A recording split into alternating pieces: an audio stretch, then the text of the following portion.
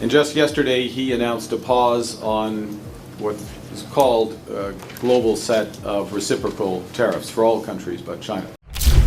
Is looking to fundamentally restructure the international trading system. A single document signed with a confident flick of the pen and a faint, knowing smirk detonated an economic earthquake that Washington never saw coming. 1 minute, the United States looked untouchable, its factories roaring, its trading arteries humming, its stock market heartbeat steady.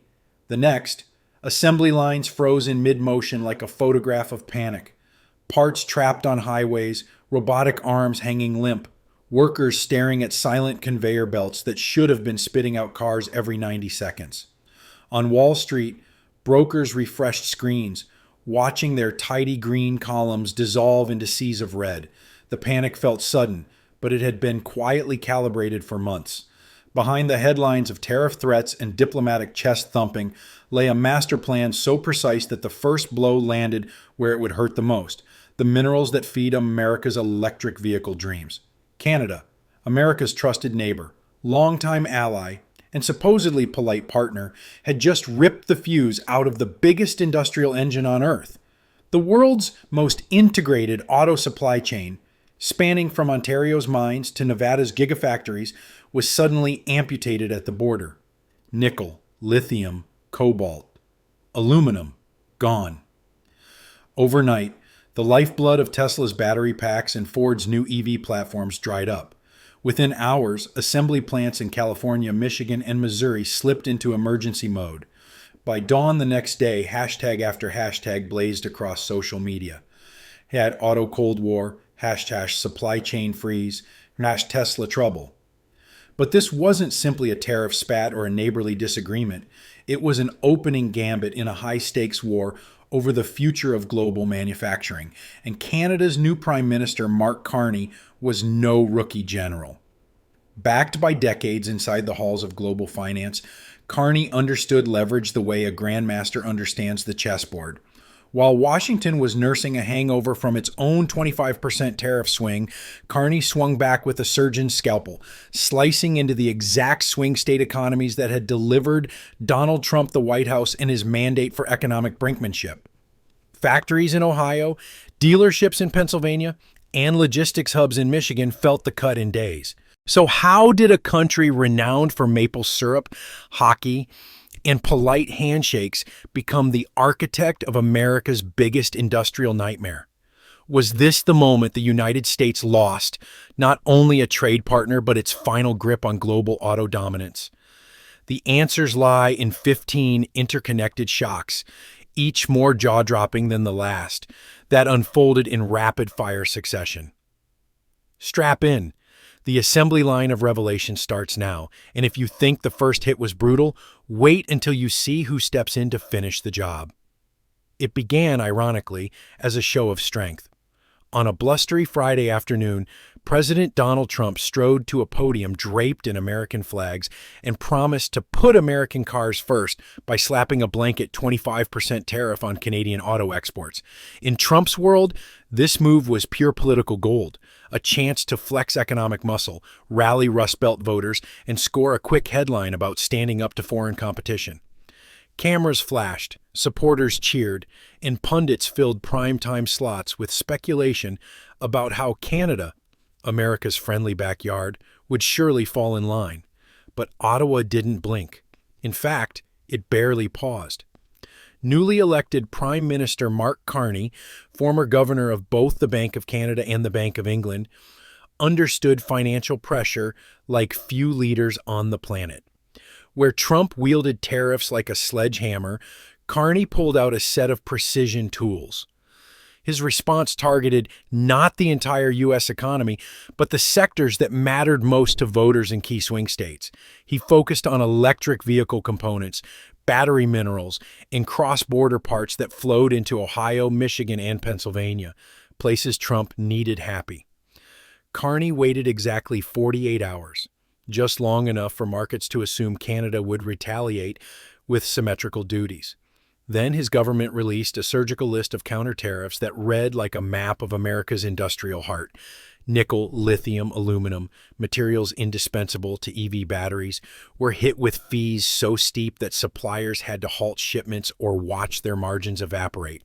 GM's Camaro program in Lansing, Ford's F-150 Lightning line in Dearborn, Stellantis' EV rollout in Illinois, all suddenly hostage to Canada's mineral chokehold. Within a week, rail crossings clogged with backed-up freight cars holding untouchable metals.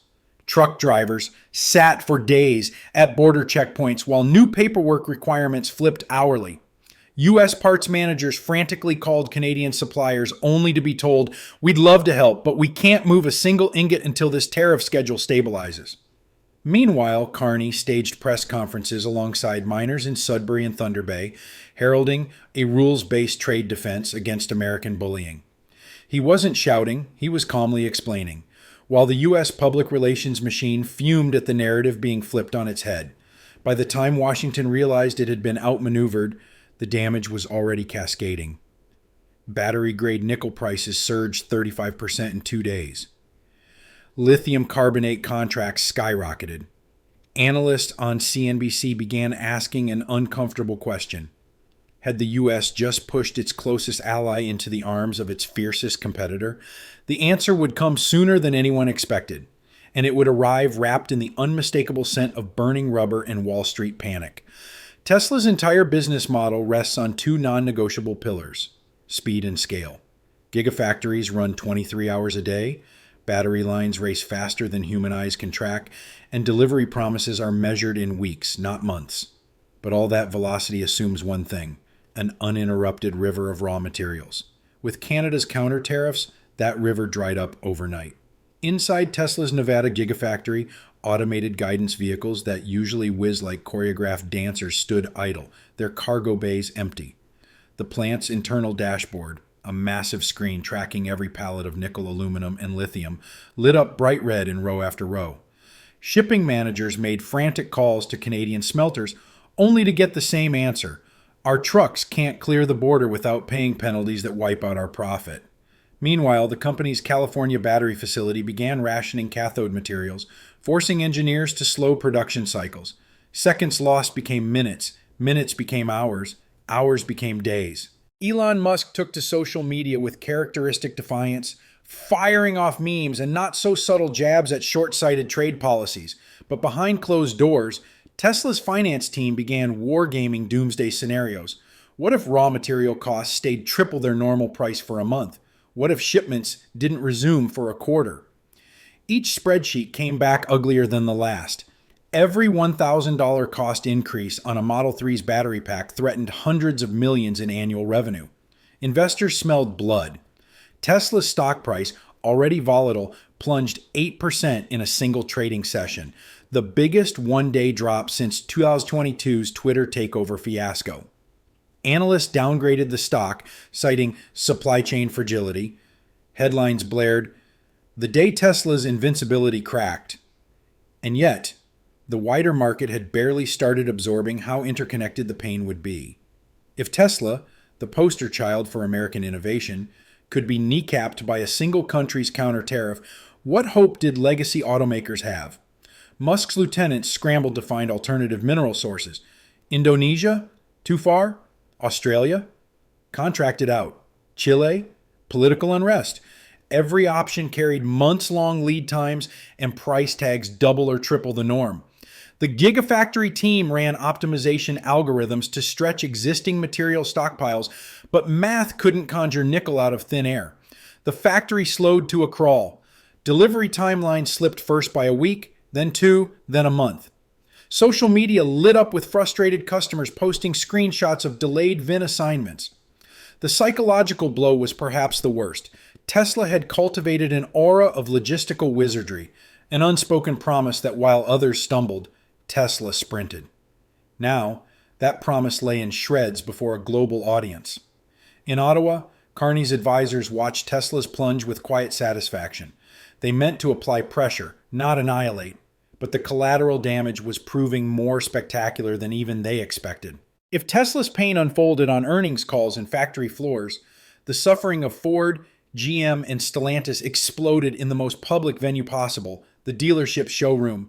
In small towns across the Midwest, rows of shiny pickups and SUVs suddenly turned into scattered islands of inventory with vast asphalt oceans in between.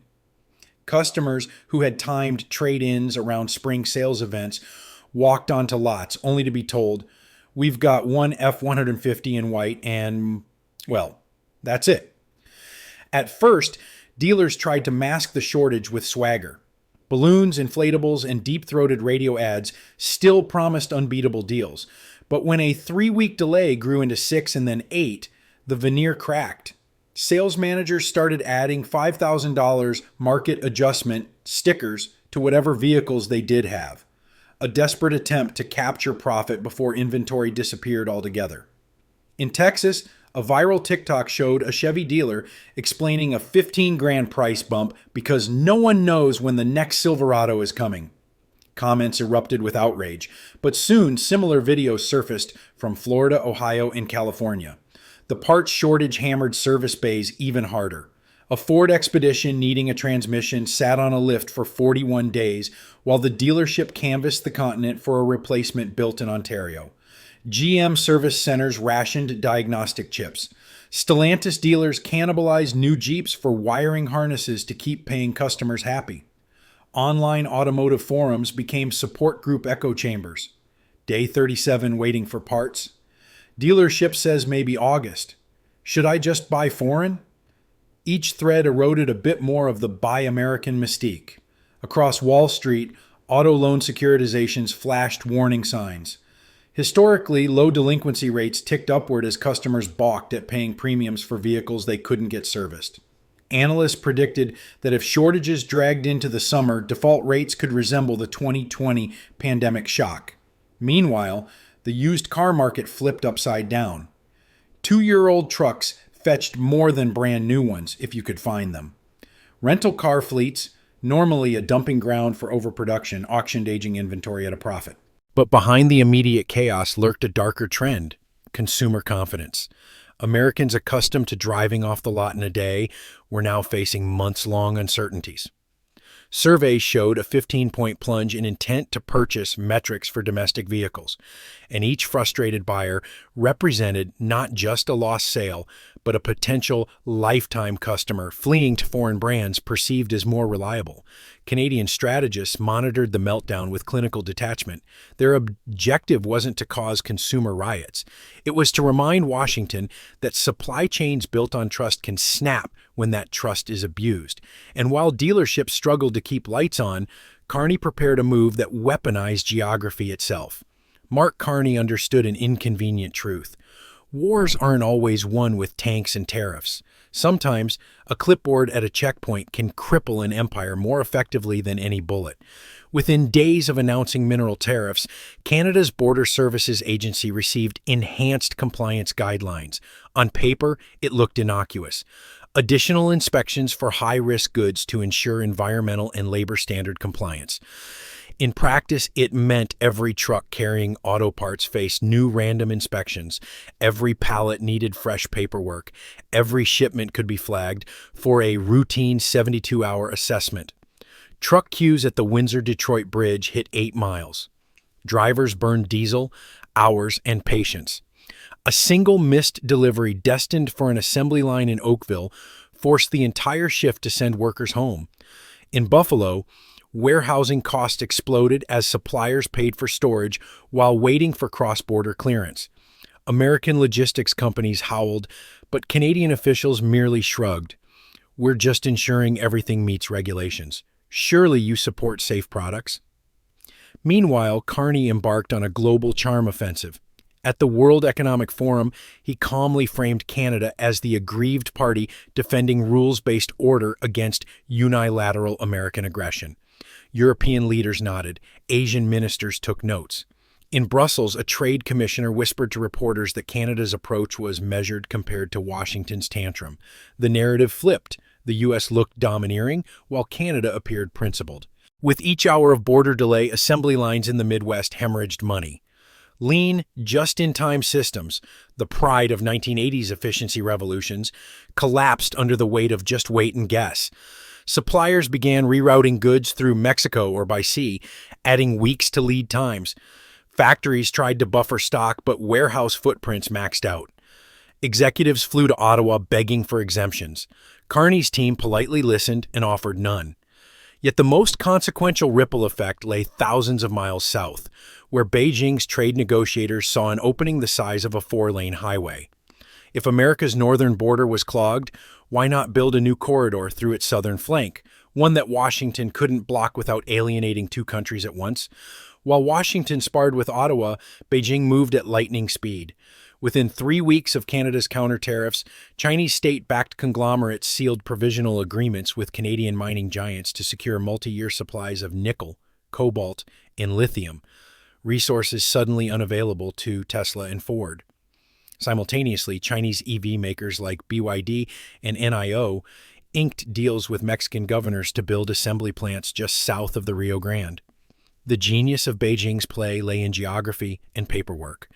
Under the United States-Mexico-Canada Agreement, USMCA, vehicles assembled in Mexico could enter the U.S. tariff-free if they met certain content rules. By sourcing Canadian minerals and processing them in Mexico, then shipping finished EVs a stone's throw over the border, China effectively hijacked the USMCA for its own benefit. American consumers would soon see affordable Chinese-designed EVs at dealerships while domestic automakers were still scrambling for parts.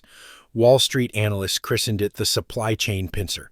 Canada provides the resources, Mexico the assembly, China the capital and technology. U.S. policymakers sputtered, threatening new rules, but trade lawyers pointed out the uncomfortable truth.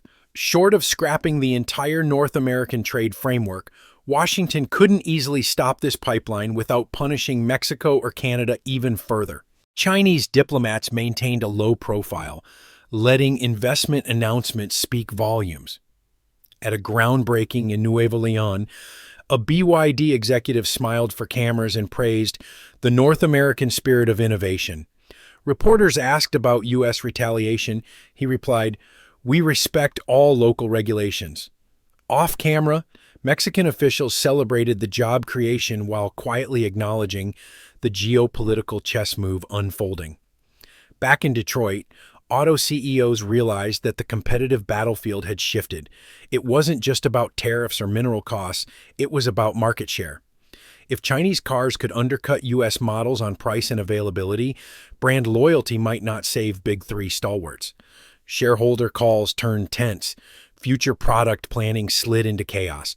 Who would buy an $80,000 delayed electric truck when a $45,000 Chinese crossover with similar range was available next week? U.S. trade officials scrambled for remedies, but every option sparked collateral damage. Raising new tariffs on Mexican-assembled cars risked a diplomatic firestorm with America's largest trading partner. Targeting Canadian minerals already hurt Tesla. The administration faced a disturbing possibility. Its own protectionist instincts had created a vacuum, China filled with breathtaking speed. And while Beijing looked west, Brussels looked east, calculating whether America remained a dependable tech partner. Europe's patience was wearing thin. The transatlantic auto flow once seemed unbreakable. German luxury sedans crossed oceans into U.S. garages, while American muscle cars and high-tech EVs found homes in European suburbs. But supply chain chaos and tariff tangles turned that romance sour. European regulators worried about emission rules, shipping delays, and the unpredictability of U.S. policy. In Berlin, top executives at Volkswagen convened emergency meetings. If American suppliers couldn't guarantee parts, why rely on them at all? Within months, German firms shifted battery contracts to South Korean giants like LG Chem. France announced an ambitious domestic battery initiative, offering tax credits to lure homegrown manufacturing. The UK, seeking post-Brexit stability, granted hefty incentives to Scandinavian lithium processors. The tipping point came when a shipment of Tesla Model Ys destined for Rotterdam sat in Baltimore Harbor for 3 weeks due to parts compliance checks linked to the Canadian mineral dispute. Dutch importers canceled orders, citing unacceptable uncertainty. European consumers shifted attention to Asian EV alternatives. Suddenly, Tesla's European dream looked fragile.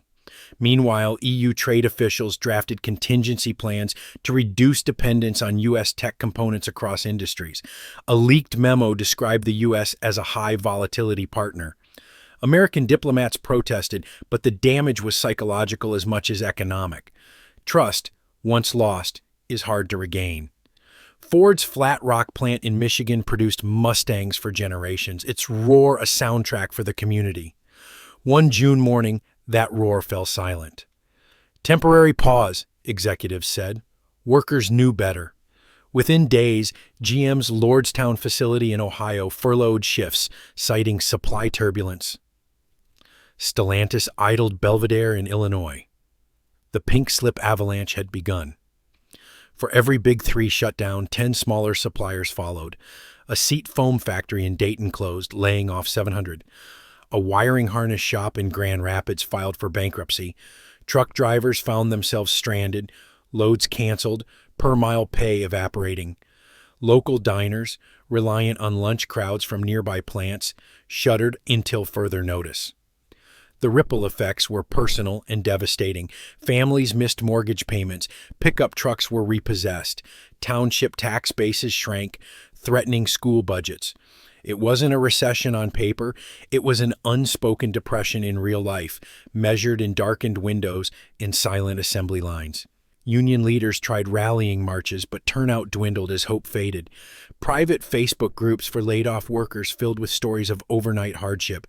Can't afford insulin now. Thinking of moving to Texas for work. Does anyone know a hiring warehouse? This quiet despair set the stage for a backlash nobody in Washington predicted. Bowling Green, Kentucky, hosted a rally supporting America First trade policies in 2021. 3 years later, the same town organized a protest of laid-off workers chanting, "Where's the plan now?" Viral TikToks showed lifelong Republicans torching "Make America Great Again" hats outside closed plant gates. Fox News booked segment after segment of voters expressing economic betrayal. Talk radio lit up with angry callers. A mechanic from Ohio broke down live on air describing how his $28 an hour job vanished, leaving him with a mortgage and 2 kids in college. Pastors delivered sermons questioning whether political idols had replaced real solutions. The backlash wasn't ideological, it was existential. People wanted paychecks, not promises. Trump, never shy, doubled down on blame. In speeches, he attacked Canada, Elon Musk, and balkanized Democrats, anyone but his own tariffs. But each deflection rang hollow to voters watching paperwork pile up at local food banks. Polling in Pennsylvania showed a 20-point swing among non-college white voters, the demographic once called Trump's firewall. The dam of loyalty cracked. GOP strategists panicked, while Democrats wondered whether to push policy or simply let the crisis speak for itself. Meanwhile, the economy faced an even grimmer threat as Canada prepared its most powerful leverage yet: energy. Few Americans realize their northern neighbor supplies nearly half of U.S. crude oil imports and vast amounts of hydroelectric power to states like New York and Minnesota. Carney knew. And while he never explicitly threatened an energy cutoff, his finance minister's offhand comment, "All options remain on the table," was enough to jolt global markets. Oil futures spiked $8 in a single day. Gasoline prices, already inching upward, blasted past $5 a gallon in Chicago. Cable news replayed footage of 1970s gas station lines while talking heads debated whether this was the modern equivalent. Regional grid operators issued memos about potential supply vulnerabilities. Suddenly, energy security dominated dinner table conversations. Washington scrambled. Secret delegations met in Ottawa hunting for face-saving compromises.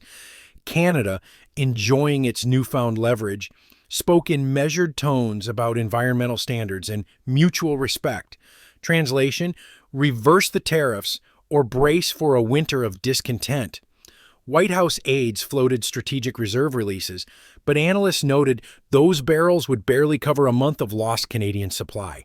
Though Canada never pulled the plug, the threat alone cost the U.S. billions in risk premiums. Airlines raised ticket prices.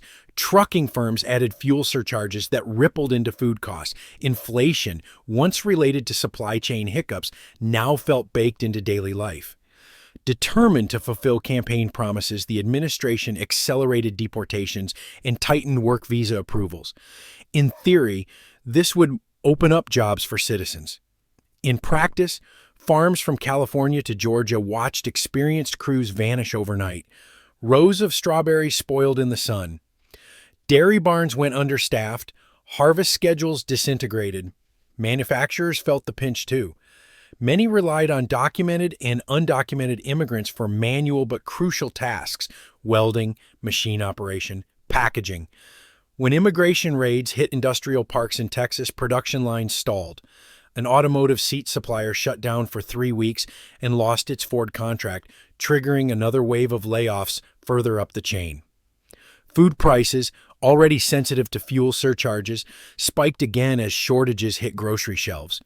Working families whose wages had stagnated now faced rising bills for both transportation and dinner. The political narrative fractured. Was the U.S. protecting jobs or destroying them by ejecting the people who made those jobs possible? Long before tariffs or trade wars, experts warned that plumbers, electricians, welders, and machinists were aging out of the workforce. High schools steered kids toward 4-year degrees. Community colleges ran underfunded apprentice programs, fighting perceptions of second-class careers. When baby boomers finally hung up their tools, few replacements stood ready.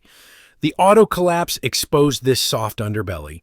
As factories tried retooling to use alternative materials, they needed welders certified in exotic alloys. There weren't enough. Construction firms won contracts to expand rail lines to handle rerouted freight, but couldn't find electricians for signal systems. Projects delayed, budgets exploded, and public frustration mounted. Corporate think tanks published white papers pleading for a skills Marshall Plan. Governors announced tuition-free trade programs, but results would take years. In the meantime, foreign companies, Japanese, South Korean, German, brought their own trained teams when building U.S. plants, further humiliating domestic industries. Suburban cul-de-sacs once symbolized upward mobility. 2 cars in every driveway, summer road trips, college funds growing quietly. Now, those same driveways hosted aging vehicles overdue for service because replacement parts were stuck at borders. Credit card balances ballooned under the weight of $7 cereal and $120 tank fills. Adjustable rate mortgages reset at higher interest levels, shoving families closer to default. Surveys by the Federal Reserve showed emergency savings at decade lows. Nearly half of respondents said a $400 surprise expense would require borrowing. And expenses weren't theoretical: a broken transmission, a sudden medical copay, a spiking utility bill. Social media finance influencers pumped side hustle advice while families juggled 3 gigs to keep the lights on. With discretionary spending evaporating, small businesses starved. A pizza shop in Indiana closed after 26 years, citing ingredient surcharges and declining lunch crowds from the shuttered parts plant down the road. Multiply that story 1,000 times and you get the ghost mall landscape creeping across middle America. Detroit wrestled tariffs and supply chaos. Toyota quietly doubled its hybrid output at its Kentucky plant. Hyundai poured $7 billion into a Georgia EV and battery complex. Kia expanded U.S. manufacturing to qualify for federal tax credits. These moves weren't altruistic, they were opportunistic. Customers wanted reliable, affordable vehicles without geopolitical whiplash. Hybrid models became heroes. They used fewer high-voltage batteries, meaning less dependence on tariff-strangled minerals, but still offered fuel savings. Toyota dealerships, once overshadowed by Tesla hype, reported record traffic. Hyundai's Ioniq line won comparison tests against delayed American rivals. Surveys of U.S. consumers redefined domestic not by brand origin, but by where the vehicle was built. Asian automakers leveraged stable supply deals with Canada, Mexico, and Southeast Asian metal producers. Their integrated strategy, raw materials, local assembly, fast shipping, outclassed the ad hoc scrambling of U.S. giants. In a twist dripping with irony, Japanese and South Korean brands became the face of reliability on U.S. soil, while America's own felt foreign and scarce. Here's the brutal audit. Tesla's aura cracked and the Big Three's production decimated. European trust broken, China entrenched, and Asia ascendant on U.S. turf. The pillars holding up America's century-long auto dominance stand riddled with stress fractures. Policy whiplash, tariffs here, mandates there, created a regulatory minefield. Investors dislike uncertainty. Suppliers hate unpredictability. Allies despise chaos. Canada's counterpunch revealed how reliant the U.S. was on goodwill it took for granted. Each misstep pushed partners toward alternative alliances until the choreography of global trade danced around, rather than with, the United States. Could bold, coordinated action reverse the collapse? Yes, but the window narrows daily. It would require scrapping punitive tariffs, investing trillions in domestic mineral processing, overhauling workforce pipelines, and offering allies genuine collaboration instead of rhetorical loyalty tests. For now, the world simply isn't waiting. Factories lie silent, but the story isn't set in stone. History's industrial giants have fallen before, some to rise again, others to fade into footnotes. America still commands unmatched research universities, a vast consumer base, and architectural finance. Yet none of that matters if supply chains remain hostage to politics and partners lose faith. So here's the part where the spotlight turns from the assembly line to you, the viewer. Is this the final chapter in America's auto saga, or merely the midpoint of a dramatic comeback? Will Washington find the humility to rebuild alliances, or double down on isolation? Will Detroit embrace reinvention, or cling to nostalgia? The answers will shape not just what you drive next decade, but where those vehicles are invented, assembled, and serviced. One thing's certain, the world isn't waiting. China's factories are humming, Japan and South Korea are breaking sales records, and Canada's mines are forging new contracts daily. If you believe the United States can still rewrite this ending, speak up, because silent assembly lines won't fix themselves. Drop your take in the comments. Can America regain its auto crown? Or is this the dawn of a new era led from Toronto to Tokyo? Smash subscribe, because the next twist could land any second, and you won't want to miss when the story shifts gears again.